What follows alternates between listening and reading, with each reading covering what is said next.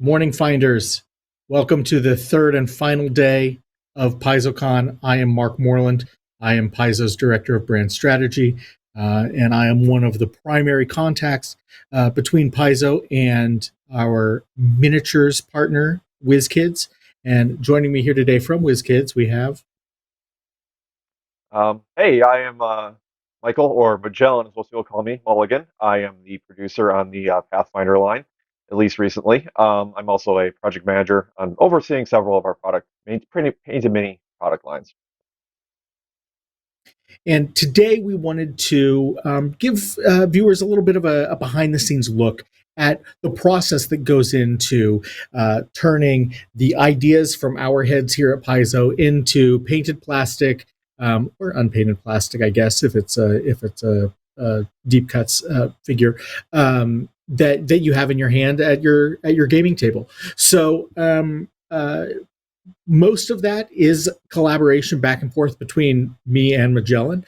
Um, there are other folks at Paizo who are involved, but in my role as sort of a holdover from when I was the franchise manager, a lot of what I do is collaborate with our licensed partners to ensure that the products they're releasing are consistent with the brand and that they're supporting Paizo's releases as best as possible.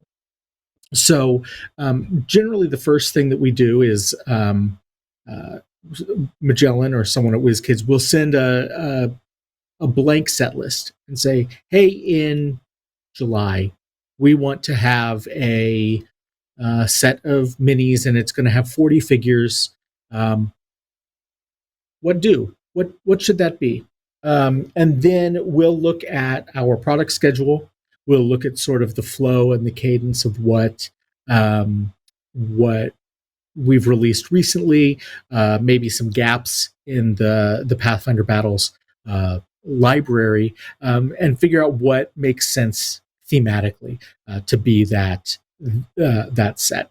So today we sort of wanted to walk you through the production of one mini from the forthcoming Fist of the Ruby Phoenix set. Uh, let's go ahead and pull up that first piece of art. This is a reference art. Um, so here we have a figure from the Adventure Path. She's actually the same figure who appears on the cover of the first volume. Not in this form. She shows back up later. Spoilers. With some more White Witch hair than she had in the previous one, and uh, the yeah. So once we figure out sort of which figures are going to be in the set, which ones are going to be rares, which are going to be commons, uncommons, and so forth, I send a whole bunch of files of our existing art for those figures to WizKids. John, you want to talk a little bit about what you guys do on your end once that reference art comes in? Yeah, for sure. So generally we start, kind of looking at the reference and figuring out what's going to work, on a miniature scale, and what's not. We kind of have to do simplify certain details, things like that. Just to make sure they can, mold release how many parts it'll basically come apart in. We kind of need the budget, for the wave, like, okay, this can be a really complex figure, this can be a simpler figure, that kind of deal. But yeah, so we usually want to do, just to give you an idea of the timeline of this process, we generally try to hand off the artwork to our sculpting team about 11 months before it can actually release on shelves. So this is actually a lengthy process to get a miniature made overseas. So we need the artwork oftentimes earlier than the book release. Is going to their timeline obviously doesn't need it as quickly. So Yeah, I mean, and that's that's all. that's one thing that traditionally has been really tough for us because if we because we're not working on that length timeline, we sometimes get final art in for a book 4 maybe 5 months before it comes to print, simply because the production process for a book is far less time consuming than it is for a plastic mini, and it, as is the case with this particular figure and this particular set, the Fist of the Ruby Phoenix Adventure Path came out, what, 2 years ago, and came out in compiled hardcover, 9 months ago. So we would love to be able to do day and date releases, but often that's just not possible. It's something we're working toward, but it means that we at Paizo have to be way ahead of when we normally are producing art, and until we've sort of clawed back that time from the schedule, unless we're doubling up what art we're ordering in a given month. It can be really tough to do. So in this case, this art we couldn't really we couldn't start this process until much later than I think we would have liked. But luckily, an AP can be played at any time, and so hopefully, people who have not yet started the Fist of the Ruby Phoenix adventure path, or who are planning on playing other adventures in Tian Sha over the next year as we release more content set there. The specific characters in the set aren't necessarily going to appear again in new adventure paths or in the generic setting books, but thematically having a lot of Asian inspired characters or classes or monsters will hopefully be helpful to people who are playing in those. So let's go ahead and see the next slide here, which is the initial T-pose here. This is this is what WizKids sends to me, that basically says, hey, our sculptors have put together this character. Here's what it looks like. As you can see, the modeled figure here is not posed in the same way as the reference art, but I can see from here what clothing they're wearing, whether the proportions of the character are correct, whether they are colored generally correctly, and then from there, once we know, yes, that model's correct, then they can model it more specifically into a posed figure. So let's go to that next one, which is the color guide. Yep. Do you want to talk a little bit about Yeah, this, absolutely. Michelle? Well, yeah, I guess I'll clarify that we usually do try to kind of like dial in a lot of the details at the T-pose level before we move to pose. So that's, usually that's like the first step with we usually use a lot of contract artists, a lot of sculpting studios, things like that. So we'll try to get all details really figured in about the likeness and everything at the T-pose level. And then we'll move on to pose. And then generally that's kind of the next step. This is actually kind of skipping the posing step. So there's a lot of back and forth with each sculptor to make sure that the pose is really capturing the artwork or capturing what we've asked them to do. And then from there, yeah, we move on to this is a color guide, basically kind of breaking it down what the factory is going to be. And obviously, you kind of have to budget certain different figures different ways. This one actually is a fair amount of deco on it. So usually kind of different rarities, kind of we can you know, simplify things where we need to every once in a while. Two colors that are very similar. We'll end up painting the same color just for practical concerns for manufacturing. But we always try to do our best to make sure capture the artwork. So yeah, And all the figures are cast in clear plastic these days, right? Because you have clear plastic well, bases. it's actually no. So the clear plastic bases are usually their own mold. So it can vary whether the figure is cast in clear or it's cast in opaque. And it kind of most of these figures are actually they do art. There's a couple figures per tool. So like usually it depends on how complex the figure is, but you can fit between 4 and 5 figures on one tool. And if there are a lot of clear pieces, like in this case, the flight stand on this figure, because this figure needs that additional support, does have a clear piece. So this figure likely would have been is cast entirely in clear because there is that clear piece. Our figures are mostly, the bases are actually ABS plastic, so they're their own mold from the PVC figure. So this is a Okay. case where it would be a clear figure painted over, but there are other cases where there are no clear pieces, so we'll cast it all in opaque instead. Yeah, and I would say that this is probably the stage where, other than figuring out what's going to be in the set and sort of moving figures around from one rarity to another, which can be a very iterative process back and forth of, oh, this figure we thought we were going to do is going to be way too complex. To be an uncommon, we don't have an extra rare slot. What do we want to replace it with? Um, uh, I would say this stage here of the picture that folks are seeing on their screen is the next most time consuming step from a collaborative standpoint, because we'll often have, um, you know, if it looks like, say, detail is getting lost in the painting, I might say, hey, can we add an extra wash or dry brush step here to really bring out those, you know, the textures of the character's clothes or the monster's scales or something like that. And so we'll go back and forth, and obviously within the budgetary constraints the WizKids is under, we try and dial in on exactly which colors we're going to use to be most accurate to the source material, but also to be able to not have, 400 colors on a given mini or what have you. Folks will also notice that there's a little, like, it looks like the face of Bo over here on the side of the picture. That's just her eyes and mouth. That's what's called a tampo, which is like a little stencil that's used for extremely small detail, fine detail.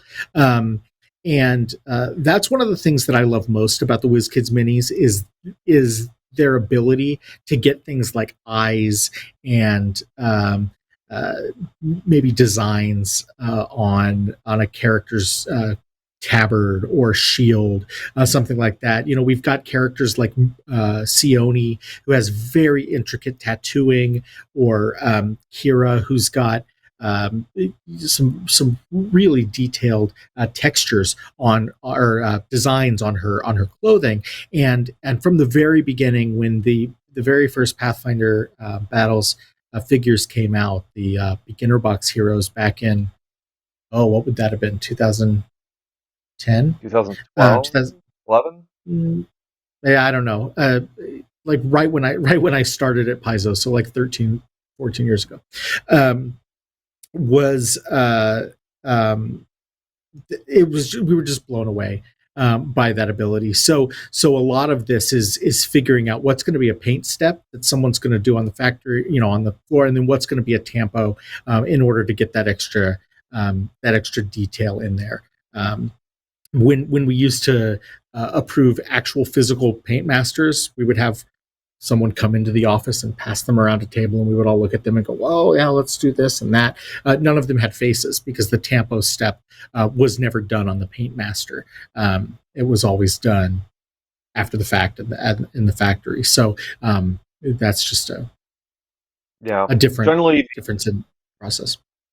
generally the final sample that has the tampos in place is our final iteration of this mini. So yeah, before then we'll get a couple that have out all the hand painted applications in place, or spray up, because they use little like masks that they spray certain block color areas, and then this is actually, these are all a lot more manual than a lot of people assume. That these are people in the factory painting individual pieces and things like that. So but yeah, the faces and any like you know, patterns on clothing, things like that. We want to hit with it's a little rubber stamp basically, and it only applies one color at a time. So any like multicolor tampo is actually several tampo hits to get those colors laid down.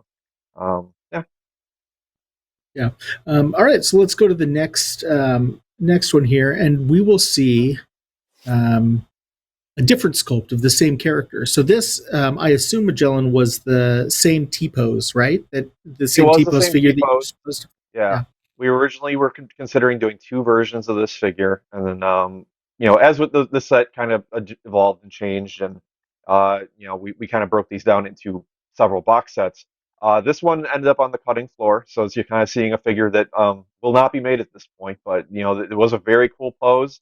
I actually think this might have worked out to be one more part than the even the hair version, which you would think that's crazy, but there's all kinds of factors in like a really extreme pose, like how things need to break out into pieces. So, Yeah, no, I um, imagine that the cloak waving behind her and her sleeves and her hair flying and the sword. There's a lot of pointy bits going lots of different directions on this one, which I mhm. know can really explode the number of pieces of a tooling.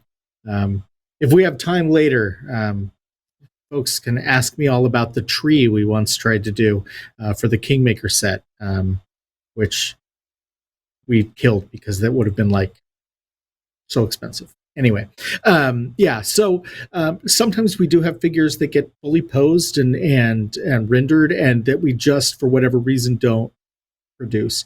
A lot of times, if they're especially if they're a monster or they're a generic, like nameless character like City Guard or something like that, we can get them into a future set. But this figure, for example, will probably never be produced, simply because it's not. I don't know of a set that it would make sense to put this character in, especially where she's already got a mini with her spider hair. But the original idea for this set was to do the characters as they first appear in the AP, and then in their sort of corrupted or advanced forms when they show back up later at the end of the AP. So yeah, there's that. So let's go on to the next one, which is the tooling and prototype view. Yeah, go ahead and Yeah. So this is elucidate showing. us on this. Yeah, so after we send the 3D files off to the factory, we kind of, first start out with an output stage, basically a 3D printed, sort of version of it. And there'll be modifications made at this point, and notes made. Certain things need to get filled a little bit because, we always have to look for things called undercuts, basically. Basically, once it gets broken down into parts, they all mold release cleanly and everything like that. So, and then the gray copy you see here is actually the polyurethane or PU stage. So that's really where the parts breakdown is fully finally determined.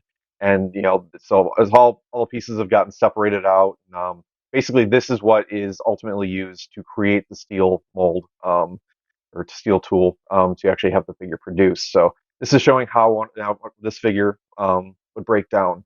So this is definitely a few parts, and yeah, so since this will all be on one tool together, that clear flight stand, which is gray here, of course, but this will all get cast in clear plastic. So anything that doesn't need to be clear will get fully painted over, and so on. Now, how many figures do you tend to put on a single tooling? Well, That would all be produced together. yeah, so it varies a lot by size and complexity, and massively by complexity. So a figure like this almost takes a slot of what would be two figures. If we could definitely do more per tool, like if everybody's our president Justin likes to always say standing at the bus. We're basically, standing, arms more or less at the sides, fairly simple pose. So this can often be molded in, between 2 to 3 pieces, typically. But things like this, several pieces. So it takes, if they're all very simple poses, we can usually hit about 5 figures on a tool. But something like this would take the slot of possibly 2 or even maybe 3 figures. I hadn't actually looked at the tool plan for what else wound up on the same tool as this figure, but yeah, anything really complex or care figures with capes or wings, things like that, take a whole slot that could be otherwise dedicated to Yeah, another and that figure. Yeah, and that largely determines what the rarity of the figure is going to be if it's a randomized set, right? If Correct. you're going to put all the simple commons on the same tooling, so you can just run that one a certain number of times, Mhm. and you'll run the uncommon fewer times, and then the rare even less, right? Yep. Yep. That's generally Right. how it works out. That way, we always want to make sure to offer, great products to you, the best prices that we can. And obviously, really anything is really, really complex. We don't want to, have to charge way, way more just to, we love making really complex things. Don't get me wrong. But Yeah. it's kind of a way to, sort of just even things out a little bit, across the Yeah. board. Yeah. Okay. So let's. We just realized right before the stream that we didn't put picture of the final figure into our slide deck. So everyone's just going to have to go to your local game store in July and buy the Fist of the Ruby Phoenix mini set, and you'll be able to see the final figure. And Yeah. that's we'll just pinky swear right now. That's what we're going to do, and we'll. I do Yeah, have there her it is. here, but I don't have a macro lens, so she doesn't seem to want to focus. I've tried, but yeah, this is the final product right here. So, Great. And so that's a little bit about the process. Let me see here. We do have a question from chat before we get into some previews of upcoming stuff. Let's go ahead and answer this because it is sort of a process question. Um, on average, how many designs do you make per set versus how many minis actually get chosen? um, well, I mean, we generally try to only design what we want to intend to release. There's usually not too many on the cutting room floor. It's usually we tend to every once in a while have one or two extra or something left over at the end, but generally we do try our best to kind of gauge how many we're going to need for a set, and we do try to see it through to the end. Um, so It's and generally it, if we do make cuts, we try to work them in somewhere else later down the line. Yeah, I mean, this set in particular, we had this harebrained idea of doing two versions of some of the figures, so that uh, that by necessity meant that we were going to be at least posing some sculpted figures multiple times with some variations, like extra limbs, or in this case, like more elaborate hair, and in general, most sets we're not going to do that. So when we realized, like, oh, we're not going to be able to do the multiple versions of each figure, that did result in quite a few poses that we ended up not sculpting. But usually, we're honing in on which figures are going to be in the set during the planning phase, and we'll have a full spreadsheet that breaks down, figure name, source art file, base size, rarity, and that way we can sort of look and see what the full array of the set is going to look like, and we can mix and match things there so that we're pretty pretty dialed in on what we're going to be producing before WizKids send anything to the sculptors to work on. So I'd say maybe there's one or two figures per set at most.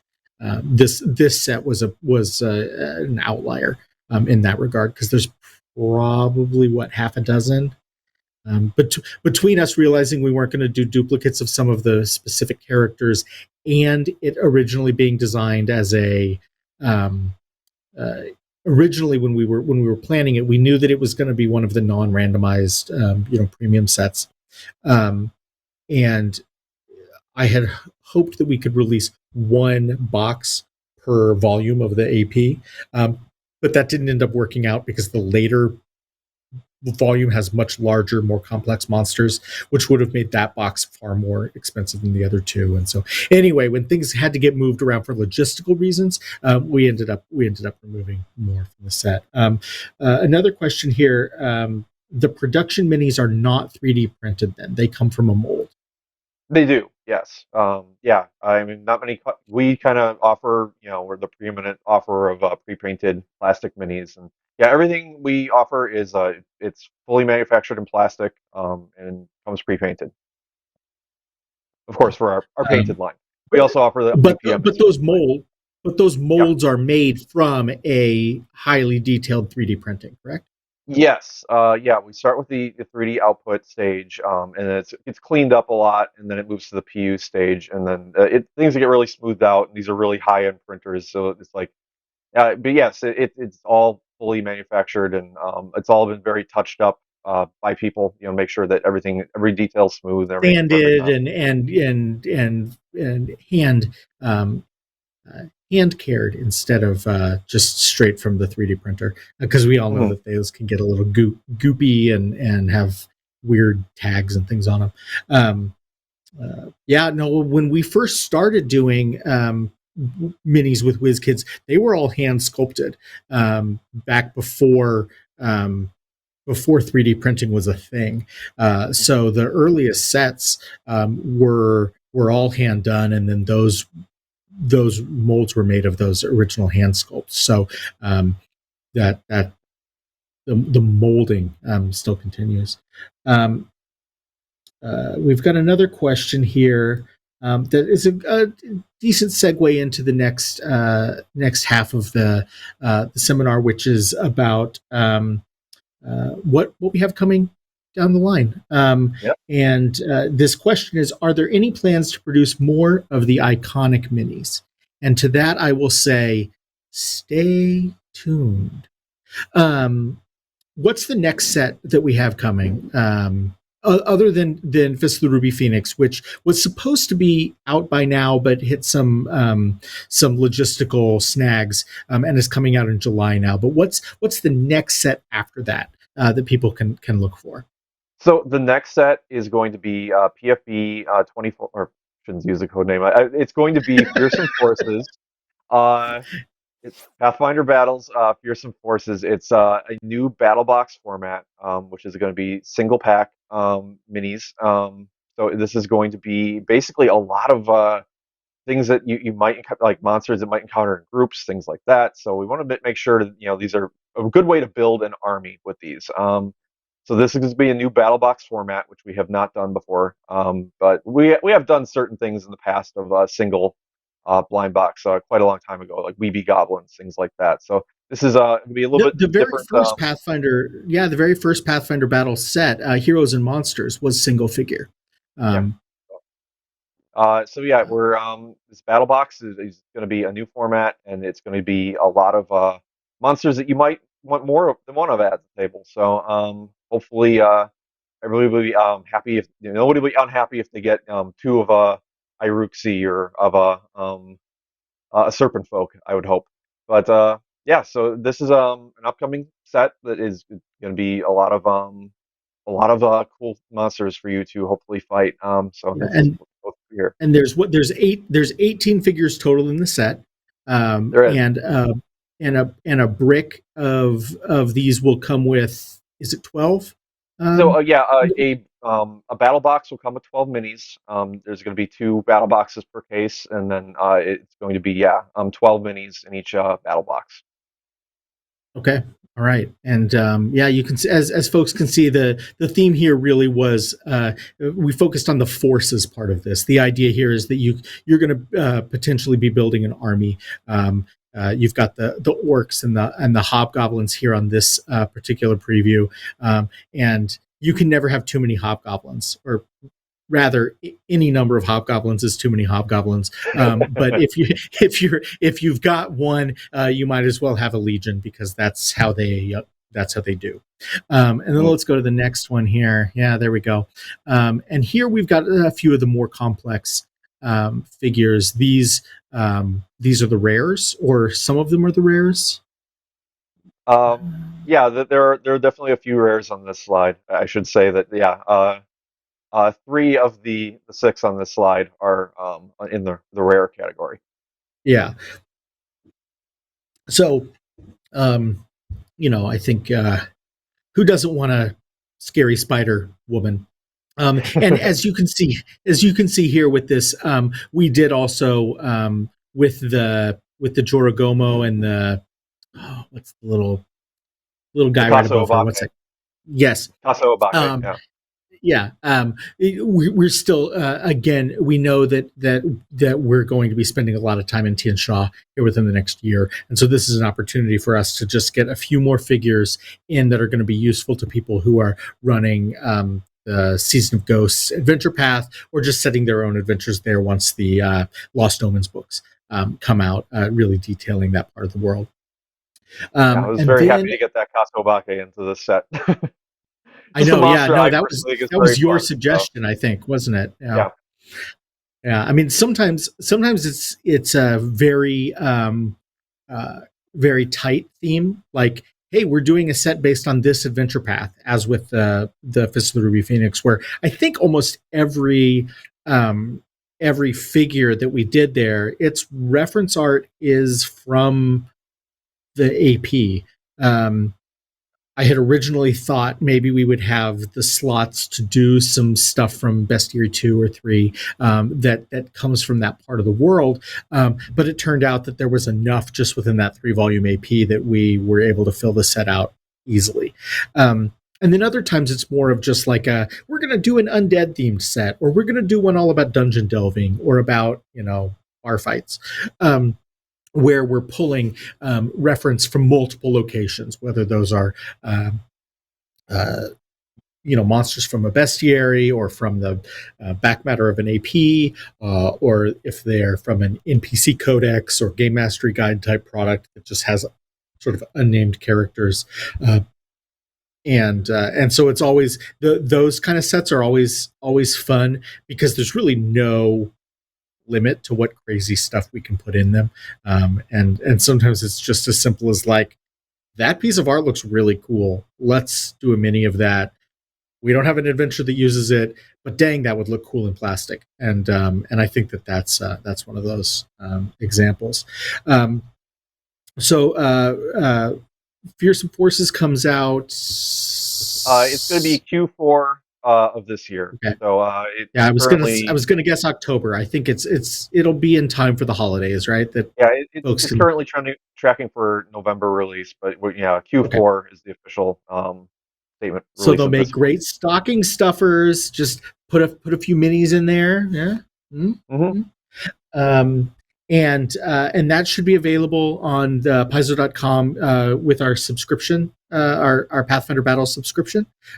So we've sort of stepped back from that here as the distribution model of the minis for the last few sets changed due to just logistical reasons during and in the wake of the pandemic. But now that we're back to randomized booster boxes, or in this case, single figure boxes, we'll be offering cases of those on Paizo.com. And so be sure to swing by if this is something you want, and you can grab that to be automatically shipped to you when it releases.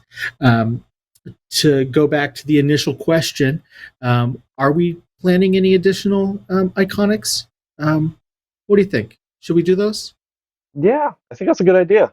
Yeah, I think people like those. So the last iconics that we did, the last iconic set ended with Secrets of Magic. So it had Celtiel and Ija in it, but we never got one past that. But now that we've got Rage of Elements coming in a few months, we now have hit our 6-figure threshold.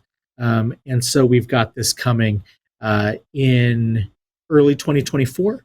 That's going to have the iconic Inventor, Gunslinger, Thaumaturge, Psychic, and Kineticist, as well as Warp, the cutest little robot buddy you ever have seen.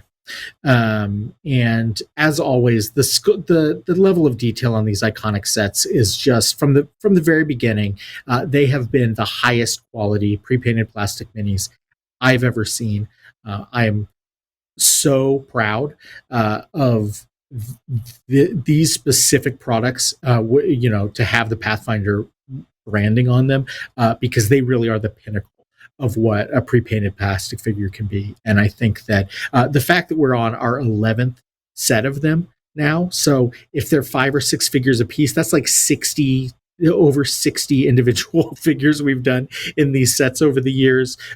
Clearly people like them and connect with them. And so we're really happy with that. And that Yoon figure, man, with that fire, that one in particular, I'm gonna put on my desk right here on my monitor, and it'll be great.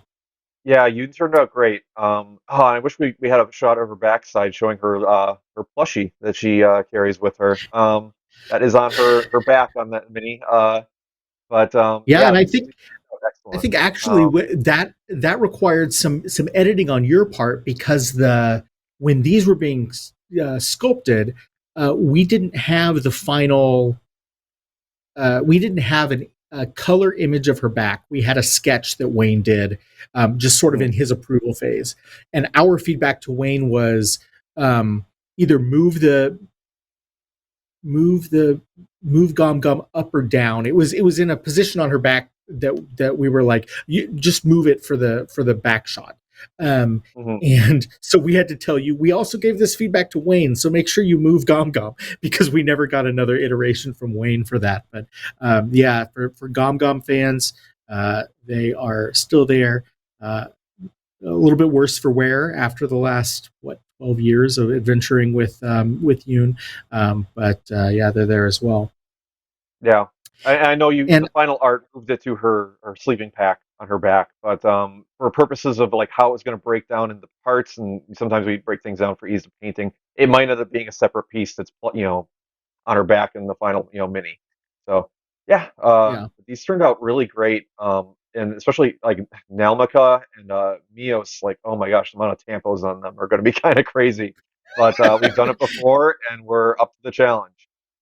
yeah. I mean, I So. think that is certainly where those tampos really shine is on these iconics. Because if there's one thing that our iconic characters are not lacking, it is detail. Mhm. They all have so much gear and so many little things like there's a tartan pattern on Harsk's. It's not really a kilt, but he's got like a sash or something that's got a tartan pattern, and you guys made sure to get that in there. And so just being able to hold these in your hand and look at those and say, oh, that's just like the source material is always so much fun. And yeah, I think people are really going to like these. And you know I don't think it's too much of a spoiler for us to say we've got other iconics that are going to be coming down the path, you know not right away, but we'll have more about that maybe at Gen Con. And you can expect once we build up enough of them to get a another set, number 12. We'll have to do something special for number lucky 13, unlucky 13. I don't know. Um, and yeah, one of the things I think that I like most about that forthcoming set is that fire effect. I think Mhm. that way back in one of the earliest sets when we did our first like fire giant, I think, or maybe it was even a fire elemental, just seeing that like colored plastic to do spell effects or flames or stuff. I'm a sucker for those clear painted figures. And we've got another figure to show. It's from a set that we're not ready to announce. But it's got some more of that flame effect. Let's go with this here. Um, Longtime viewers probably recognize this character. This is uh, Judy Q. She is the barmaid down at the local tavern. Just your average regular Galarianite. Nothing special about her at all. Um, or she's one of the most powerful beings in the multiverse. Don't know. Um, we've had a long tradition of doing of inserting Pathfinder deities into sets where it made sense. Caden Kalian showed up in um, the Rusty Dragon Inn, and Lamashtu was in one, and we've gotten through a lot of them by this point, and I am happy to report that is continuing, and Saren Ray will finally be able to bless your gaming tables, um, either to heal you, to fight some undead, or to smite those who cannot be redeemed. Um, so let's go to a few more questions here. Let's see. I've got one here. I think this is a follow up to our discussion of the 3D sculpting or 3D printing question. Did most hand sculptors become 3D sculptors?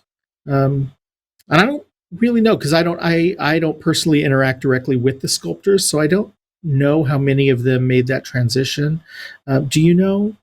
I don't offhand, and honestly, I've been with WizKids for a little over 2 years now, and we had made the switch to full 3D before I even came on board. So I don't know for certain if I think a lot of traditional sculptors have tried to move to the digital space because it's just kind of become the industry standard at this point. But I mean, there's always definitely, room out there for traditional sculptors. I just don't know that if any of the ones that we used to use, and this is like almost a decade ago, that we were Yeah, doing a lot of the yeah. traditional sculpting. I'm not actually sure. Yeah, I wish I could answer for you, but I'm Yeah, afraid I don't. So, if anyone does know, anyone out there in the community watching, either is a sculptor or knows sculptors or has some insight into that, I would be interested to know.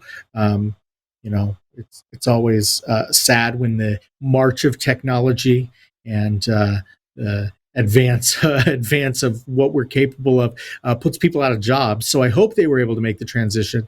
But I imagine that that's a pretty steep learning curve if you're used to doing stuff physically with your fingers, and then suddenly you've got to use a computer. I know I'm bad at both of those things, so I imagine it would be especially hard for me to do that. But uh, I don't envy anyone who had to make that transition if they did, because I imagine it's a completely different skill set, even though you are still ultimately performing a 3D sculpture. And then another question here: do you make mini organizers? Does WizKids ah, have anything like that? we do not currently have any mini organizers. I think a lot of people know in the industry, tool organizers make great mini organizers.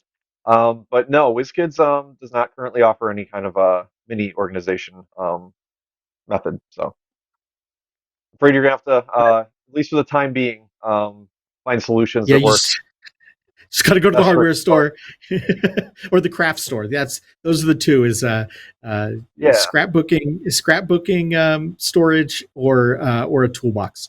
Those are the things that everyone uses. Or there's folks like Battle Foam. They did a Pathfinder, a special Pathfinder battle foam case a few years back. So those always exist. But yeah, nothing from WizKids, at least currently. well, sounds like Okay. something we can maybe explore. I could definitely use many, many more mini organizers myself. Oh my gosh. I mean, I like here at Paizo, in addition to being the one who sort of sees minis through the process, I'm also the one who tends to the minis archive that we have here, so that if we ever have to go back and look at a mini and say, hey, did we ever do a mini of this monster or whatever, we have a physical one on hand instead of needing to go to the warehouse and open up a bunch of boosters. And I just have them all tossed in a bunch of like $5 storage bins from like Target or the Container Store. So I'm certainly always open to anything that would allow me to store those a little bit more nicely. But at home, I do have some of the larger sort of premium figures in a display case or on bookshelves alongside other art pieces. The gigantic Minkari is on top of my.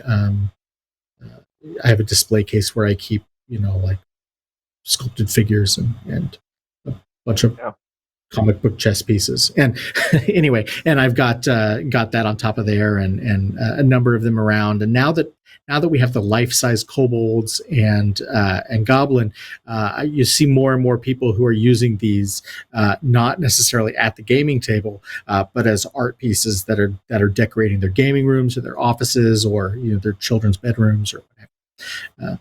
My kid yeah. could not stand the goblin being in her room. She would freak out. So I'm I'm waiting actually in the until she's a process of little moving older. right Yeah. now, and I had Yeah. to try to very carefully wrap and pack up a lot of my painted minis, the things I painted myself, and I didn't want to get wrecked. And Oh yeah, it's man, it's not ideal. it's a reason just to never move. Just like, Oh, I'm here. I'm staying here. This is where all my minis are. I yeah. guess you're gonna have to bury me here. Yeah. So we've got a few more minutes for questions. I'm not seeing any more passed my way from the mods. I don't have chat open because That's far too many windows. But we'll look for those. I guess sort of in the meantime, while we wait for a few more questions, we do have some things that we produce that aren't minis, that aren't even plastic. Um, how involved are you, or what's the process like in making things like plush? So I am not actually super involved with the plush, but I'm happy to just talk about how cute they are. Yeah, we are continuing the Kid Robot plush line. And And this is Kid Robot is a subsidiary of NECA the same way that WizKids is, correct? correct. Yeah, yeah. Yeah. So we partner with them, and reps from our side are talking to reps from their side because they know plush, and it's not something ordinarily within our wheelhouse. So they're we're releasing these under Kid Robot is releasing these, and yeah, we had previously released the Kobold and Goblin in the Pathfinder plush line.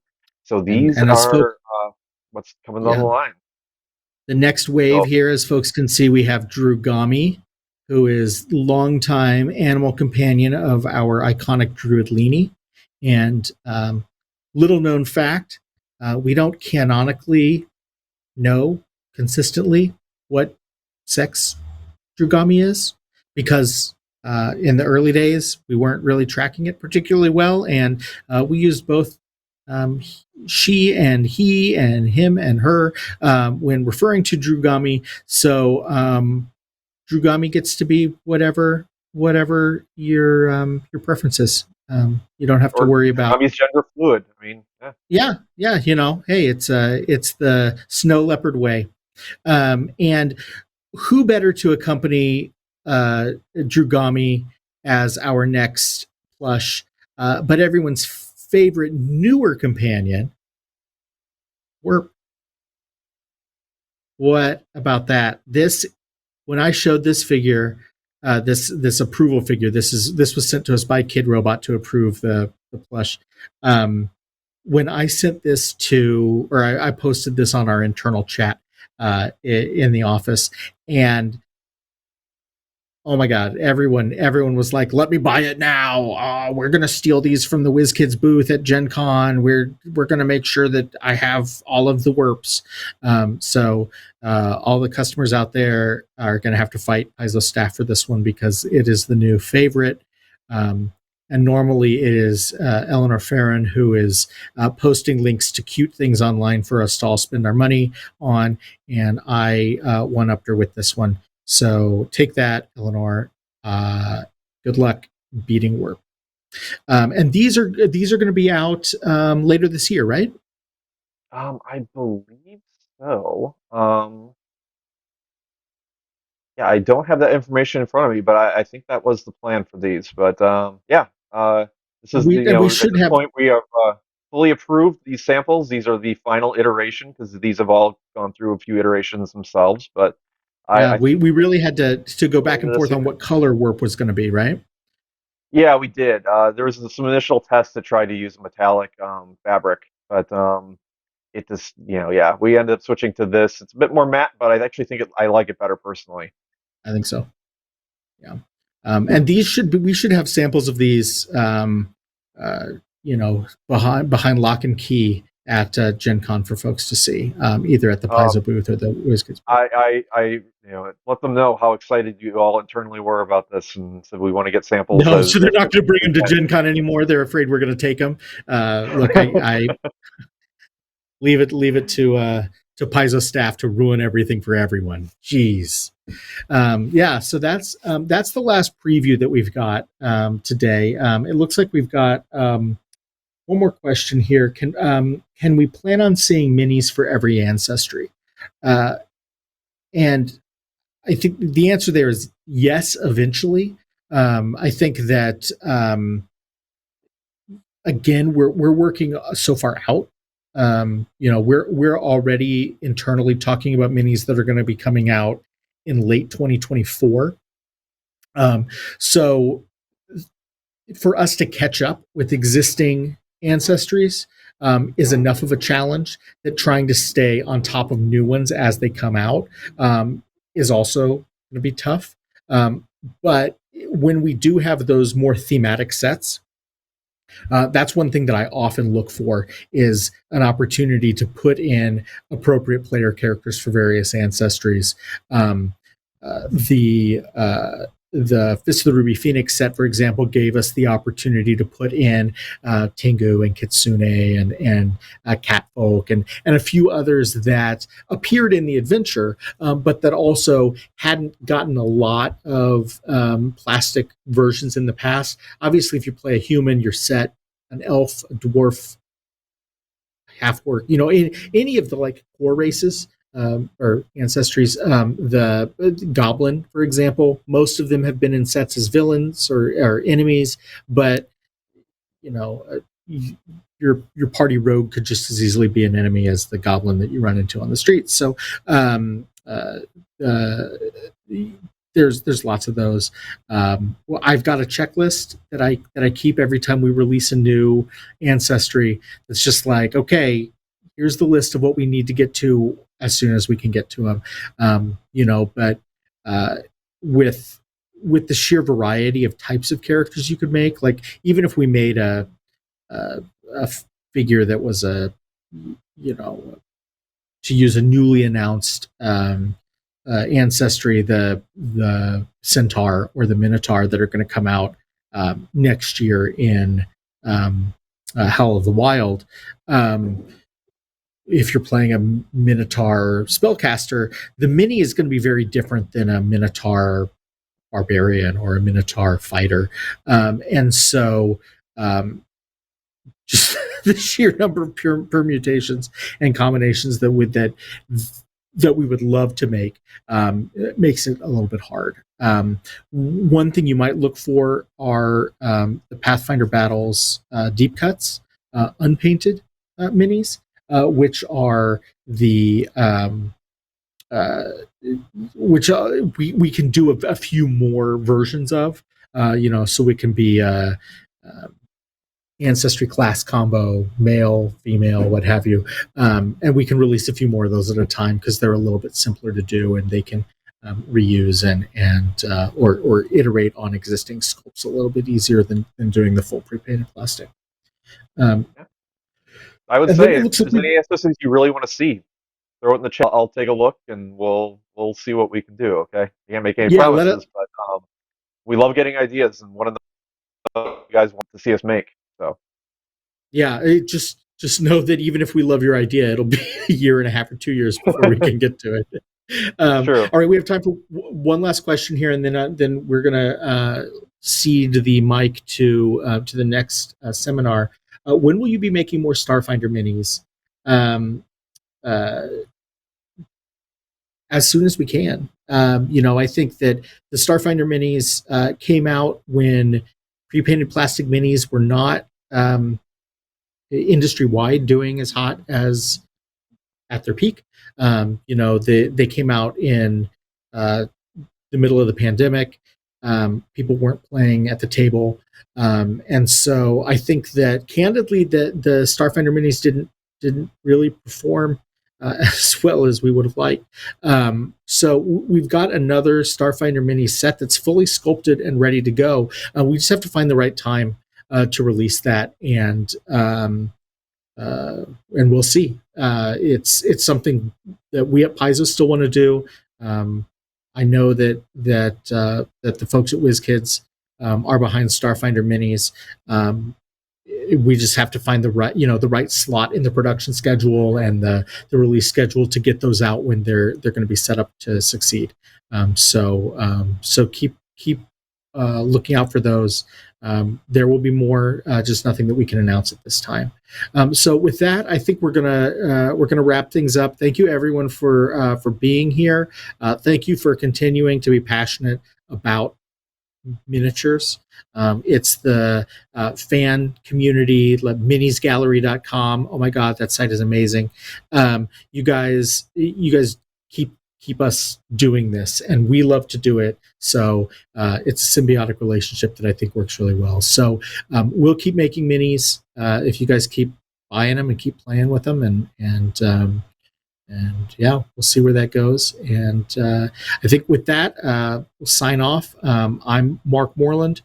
You can find me online at Yoda Ate My Head, but I haven't really been on Twitter since I don't know, last November, and so it's just an archive at this point. But that's generally my handle on most social media.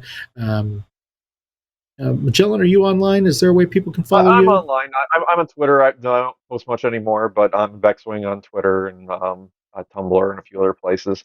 But yeah, I'm Magellan Mulligan for WizKids. I'll be signing off. But yeah, thank you all for continuing to support us, and I really hope you all enjoy PaizoCon, and hope we were able to tease a couple cool things for you here today. I know Sarah and Ray is something I was very excited about, and I hope you all are too. So. Yeah. Okay. Well, with that, finders, we're going to say goodbye and let the next panel come up. I don't have the schedule here, so I don't even know what it is, but I'm sure our fine producers will put up a schedule immediately after I get faded away to black, and you can proceed with your PaizoCon. Have a good show. All right. Thanks, everyone.